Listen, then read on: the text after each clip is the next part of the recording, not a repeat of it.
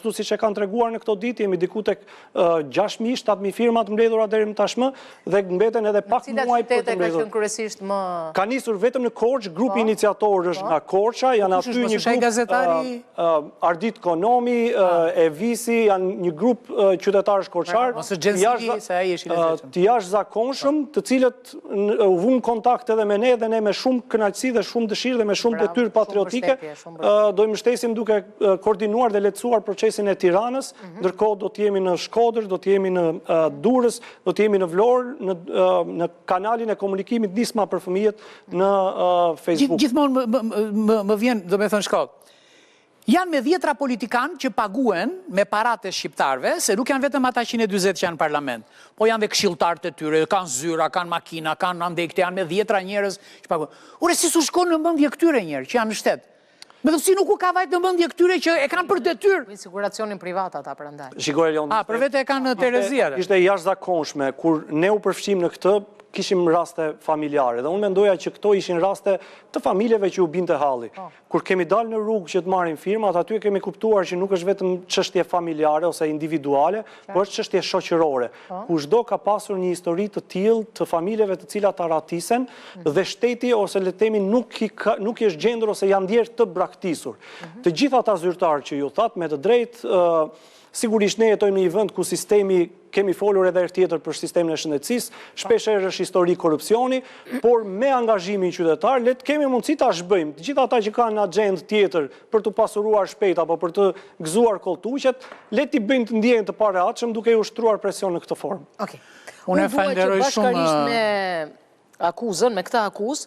Të kthej edhe njërë në vëmendje, ju e dini që kryetarja e Bashkisë së Vlorës ka darë në një deklarat dhe ka vendosur çmimet për shezllonat në vijën bregdetare Vlorë, ka dalë ky Sarandës apo s'ka dalë akoma? Jo, se di s'ka dalë. Dhe e vërteta e bukur, se disa e paraqisin ndryshe këtë lajm dhe disa të tjerë e shfaqin ndryshe. E vërteta është që hapësira publike është zvogëluar.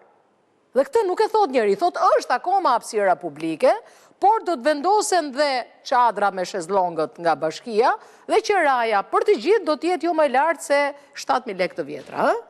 Kjo është pak a shumë. Tani duhet gëzohemi për këtë gjëne? Si duket e bëjnë që ne nga mali të mos zbresim edhe të zem bregdetit. A u efektua dhe kjo nga ish ministrja, po? Është fati keq që përgjithsisht bashkitë dhe këta zyrtarë nuk mbajnë në vëmendje interesin publik, si të zgjedhur nga publiku, si të zgjedhur nga qytetarët, po mundohen të strapacojnë edhe të vendosin gjithmonë tra për qytetarët. Se përfunduan deri në 20-25.000 lekë shezllongat në vijën bregdetare.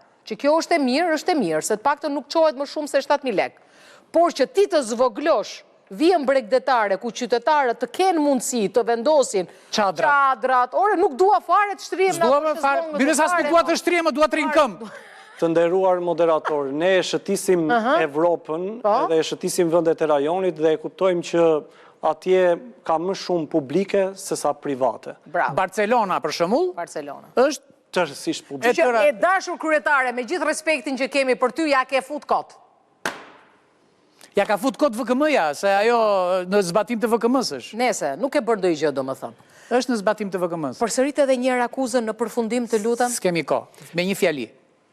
Ne kemi nevojë për ndihmën e çdo qytetari për të mbledhur firmat, për të bërë presionin e dur tek zyrtarët tanë të sistemit shëndetësor, të qeverisë, që fëmijët të cilët nuk diagnostikohen në sistemin tonë dhe ata të cilët nuk kanë mundësi të shërohen në sistemin tonë, të marrin shërimin e tyre jashtë vendit apo në spitalet e specializuar, si e vetmja mënyrë për të shpëtuar jetë dhe do duhet që këto institucione të reagojnë në mënyrë proaktive dhe aktive